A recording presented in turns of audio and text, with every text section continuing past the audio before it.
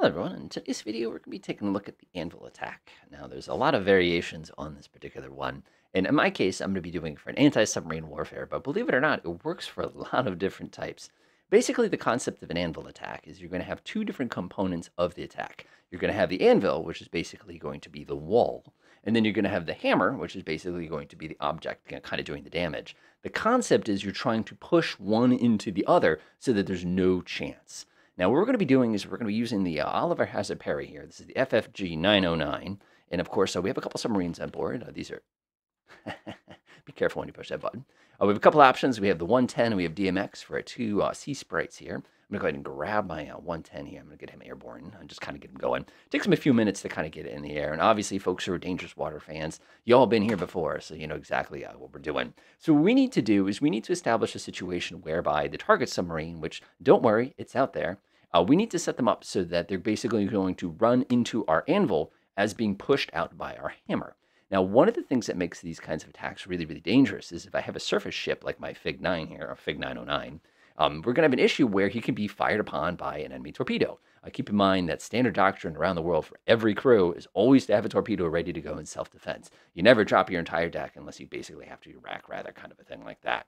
So what we're going to have to do is we're going to have to position the enemy sub in a way that we can basically smack into them very, very, very hard and not allow them to have the ability to basically kind of get away with a cheap shot here. So what I'm going to do is I'm going to sneak this guy over here. So which one's going to be the hammer? Which one's going to be the anvil? Think about this for a second. My Oliver Hazard Perry here, this is a ship. This thing cannot be run away, I should say, from a torpedo. I can beam it, I can use the Nixie and stuff like that to try to limit the chance of being hit with a torpedo. But the reality is, this is the vulnerable platform here. On the flip side, my little helicopter, this is, it sounds like My Little Pony. This is a fantastic tool for this purpose because of the fact that it cannot be attacked by a torpedo. I know that there are some submarines out there in the world now that actually have mast-mounted anti-aircraft missiles. That's just not fair, man. But the reality is we can use this one basically as the one that does the kill shot and use this one as the one that gets us kind of pushing out of the way. Now, some of you are immediately saying, what if you did this with two helicopters at once? To which I'd say, fantastic. Believe it or not, most of these helicopters were not really used as detection units during the Cold War. Most of these, the purpose of them was actually for the trying to get into position and actually do the attack to protect the actual ship itself. By the way, look at that thing go, whee, kind of cruising out.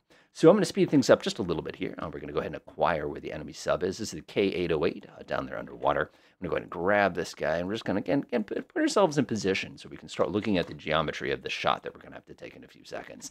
He's already way too high. Hey, Chief, I don't need you to do that.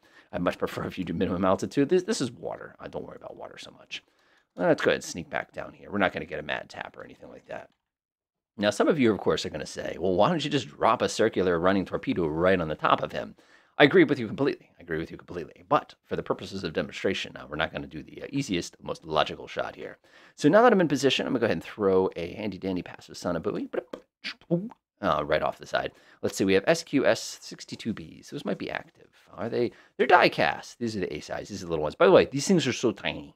You have to actually lift up one of these to realize just how tiny they are. They're active only, so unfortunately we're going to have to do this the wrong way. And generally when you drop an active sonobuoy, it's going to let everybody know in the neighborhood that you're nearby, kind of a thing like that. So go ahead and pop that thing in the water. It's going to start pinging away. I'm having DCS not DCS, Dangerous Waters flashbacks. And there he is. We've acquired our sub. We can see him right there. Obviously we want to triangulate that position. So we're just going to go ahead and drop another one. And we're just going to keep on moving. We also picked them up on the mad pause. Let's see here. So if we look now, we're picking up on the squiz. We also picked them up on the ANASQ. What is this? This is the 81. This is the V2. So that, of course, would be that one right there. Nice. So what I'm going to do is I'm going to go and grab my helicopter here. And we're just going to kind of do one of these things. Keep in mind the operator on. Look at this. We've even got a... This guy is so pegged. Unfortunately, we don't know what his particular position is. And I don't know necessarily that we have dipping sonar here. If we did have dipping sonar, we could take a listen. We have the MAD. We do not. Nope, we do not have dipping sonar. That is a super shame because we could use that to identify him because we really need to know what he is. We can't just assume the fact that he's an XYZ. And one thing I noticed is he's down at 500 feet and the depth around here is about 500 feet. So it looks like he's trying to run on Napa Earth here. So I'm going to go ahead and order him to go down to hover. So now here is the hard part. The challenging here, obviously, if I click on him, I have no knowledge of what he is. So in the real world, we can't actually execute the attack the way I'm about to execute it, because if I did, that would be kind of mean, because we don't actually know what this is. We just know it's an underwater contact. That's just the way it works. All right, so now we are set up and ready to rock. This ship's job is going to be to deliver the kill shot. So you can see I've actually got myself pretty well established for that particular purpose here. I'm actually going to order him to come up this way just a little bit. This one's the kill shot, and we're going to try to put him into a position where he's basically going to get a freebie attack. Now, when this goblin gets racing up to speed here, he's going to make a tremendous amount of noise. What do we have for distance, by the way? I'm just working out the numbers here because I don't want him to get picked up right away. He's doing 10 knots. That's going to be about 3 1/4. So let's go ahead and mark it right real quick. So see, this is why I like dangerous water. I can put a circle around him so I know exactly how far away he is.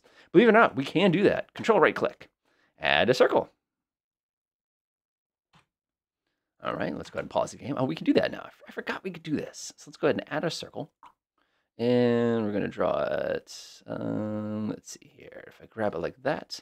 Do you want to define a zone entity? No, I don't need that. I should have done that. That was dumb on my part. But what you could actually do is draw a circle. It does not matter. The key thing here, though, is I want to know roughly what his detection range is. And it's going to be about right there. So if he hits that point, let's go ahead and rename that real fast. Shoot by this point. I don't want him to get any closer on my fig here, my 909. So here's what we're going to do. We're going to order my helicopter to move in a position whereby if I were to go like this would put him in a perfect square position. So again, this is going to be the hammer, and we'll go ahead and drop the, again, this is going to be our anvil. This is going to be our, actually, I'm sorry, it's going to be the other way around. This is going to be our anvil, which is basically what he's going to be running from, and this is going to be the hammer that's going to deliver the kill shot. So I'm just going to kind of come sneak around here like this, and again, we're trying to be nice and careful. Ideally, we try to perpendicular to his actual path of travel here, kind of not perpendicular, parallel, so we could actually take the shot right up his baffles, so he's less likely to pick up the attack itself. But we're going to have to kind of make do with what we have here, just kind of on the basis of what we have. Okay, so our goal is basically to fire in such a way that he has to take this path to get right up into our fig. And what's going to happen is we're going to count about 30 seconds for him to build up so much speed he can't hear torpedoes, and then we're going to dump a torpedo right down his throat, and that's going to be kind of our kill shot there. All right, you're perfect. Now, the helicopter crews are on the radio right now going, okay, what do you want to do? Of course, these guys would be diving and trying to silence themselves as aggressively as possible right now. All right, ready? Remember, it takes some... Oh, my God, this is going to be such a clean shot. Ready, set. That'll do it. See right there? So what's going to happen is my torpedo's going to drop in the water. He's going to hear it, run, and he's going to fly right into my fig, who's also going to fire torpedoes at him. Watch this. Shift F1, click. Always save one. Let's see. I need to be within 0.4. Oh, that's easy. I can fix that. Go. 0.4. Control Shift F9. We're just going to confirm that this is not in practical mode because I'd much rather take the shot when I... This is a great position to be. Let's see here. 0.4 is going to put us right here. I need to move it just a little bit. Again, you're trying to push him into the frigate. So I can actually aim slightly to the left when I take my shot here, because I want to send him flying into the frigate who can deliver the kill shot here. And the torpedo doesn't want to pause. Okay, sweet. So this SSBN is going to hear that immediately, and it's going to sprint as fast away from the trajectory that this torpedo is taking. You can see the trajectory that the torpedo is taking. It looks like this, which puts it perfectly in line for our frigate. All right, go ahead and take out your stopwatch. Take a look what time it is. It's 9:38. We need to give this guy time to build up some speed before we take the shot with the frigate itself. So we're going to go ahead and count 30 seconds. Of course, you know, the people on the Shuka right now are running for their lives. By the way, we want to order this guy to immediately hover because I don't want him to go flying by. If we need to take a second shot, we can. And yes, we could have used this particular helicopter to do the kill shot here. But most likely what would have happened is we'd actually have two ships working in concert doing this kind of an act. So our Shuka's coming up to speed here. In 7 seconds, we're going to drop our second torpedo right down on him. So the SSBN is probably, yep, he's pulling up full speed. He's trying to rush as fast as he can. I don't know why he's not. Oh, he can't go fast. He's too close to the surface. Well, let's give him a fighting chance, shan't we? Let's go grab him. Oh, he's already hit. Oh, no. So in this case, he didn't have a fighting chance. And now the reason for this is if you actually look at this in 3D real quick. Let me open this up real fast so you can see it. You can see that he's actually grinding along the bottom here. He's so shallow that he can't actually build up speed. That was a cheap shot. Cheap shot, cheap shot. That was not fair. 0. I've just got to make sure that he's able to hear everything. Well, I hate to say it, but this K1808 is going to get replaced here. That was actually kind of a good demonstration because it was a great PSR. Plarb is what we want here. I'll do a Delta 4. That works for me. That looks good. Hey, we replaced him. All right, I think he was traveling roughly on this vector here. He was doing cruise. Oh, don't do cruise speed, please. It's way too fast. And shallow, please. We want to get him a little bit higher. I like how the other guy exploded literally like next to him. It's all right. He's fine. He's fine. All right, let's see. I just want to confirm that the speeds are what I want them to be. Yes, excellent. Again, with feeling this time. Okay, so as you could see, he couldn't escape. The reason he couldn't escape was on account of the fact that if he tried to escape, he was basically going to land right on that other torpedo. So now I've got to work on my angles again. I'm trying to get this kind of a shot. Actually, this is perfect. Fire 2, please. The Enemy Below is a fantastic movie, by the way.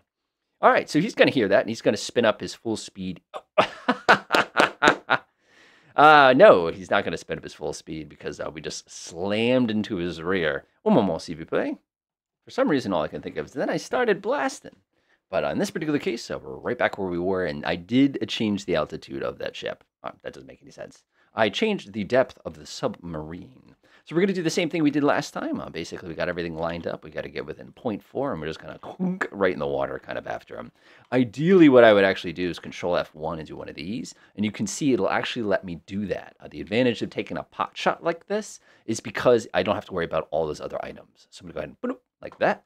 Go ahead, unpause. And now, of course, this guy's going to get moving any second now. Go ahead. Again, I did not take that as a nice clean shot. I did not do that as a manual target. But we can see he's immediately going to turn and start running for his life. And I did put him at a depth where he's actually going to have a much, much better chance. Now, the interesting thing here is when he steps up his power, he's going to be making quite a bit of noise. And that's actually to our advantage. And we can see that he's basically running. Helicopter's essentially going to keep pace with him as he's stomping on the gas here, trying to outrun this. And meanwhile, we're watching the clock here to go ahead and deploy our own torpedoes. And the goal here is to try to get this shot as clean as possible. Like if I do Control D here, you can see how that is almost a perfect clean shot. So our torpedo run is actually going to be here. So that basically he's going to go face first into it. But it's so much, I can't tell you how critical this is. You cannot fire the shot until he's making so much noise that he can't hear your incoming shot. Because remember, torpedoes are very, very, very, very, very loud. He's spinning up and he's going. Come on, man, just go a little bit faster. I need you to be so loud that you can't hear the torpedo that's actually going to kill you and not the one that's on top of you right now. Come on, come on, come on, come on. A little bit faster. A little bit faster. Spoop. All right, DMX, drop the next one. Spoop. All right, let's do it.